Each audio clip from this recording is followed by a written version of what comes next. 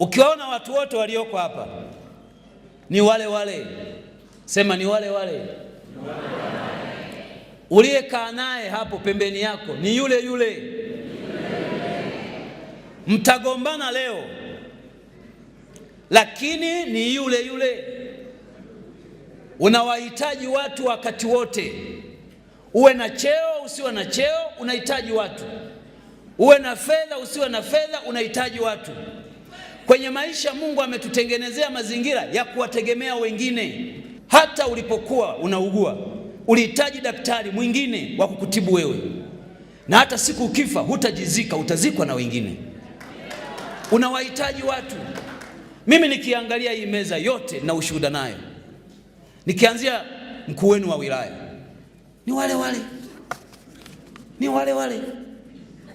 Sisi tukiwa umoja wa vijana, yeye makamu mwenyekiti wa umoja wa vijana taifa, tunajipanga, tunamsubiri kiongozi wetu na nyimbo tunamwimbia ni yule yule. Leo ni mkuu wa wilaya, mimi ni naibu waziri mkuu.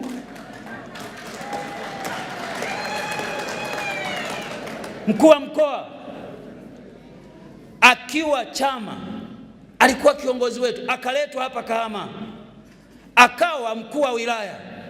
Maisha yameenda, amekuwa naibu katibu mkuu wa chama, akawa kiongozi mkubwa wa chama. Mimi nilikuwa waziri, yeye mkuu wa wilaya. Leo mkuu wa mkoa, mimi naibu waziri mkuu, waziri wa nishati, mjumbe wa halmashauri kuu ya taifa. Watu ni wale wale.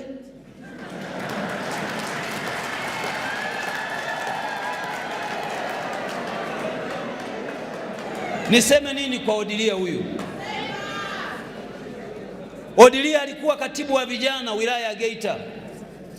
Mimi wakati ule nikiwa mwenyekiti wa jumuiya ya wazazi wa mkoa wa Geita. Baadaye maisha yamekwenda, ameletwa Bukombe, amekuwa katibu wangu wa chama.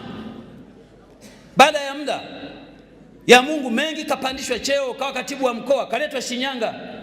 Leo yeye katibu wa mkoa, mimi niko hapa. Watu ni wale wale.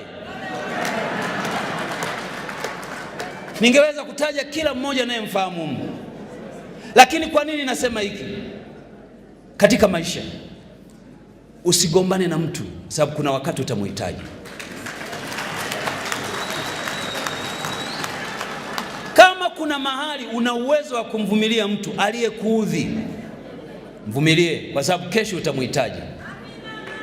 Mtaacha kugombana. Hiki chama kimewaleta pamoja.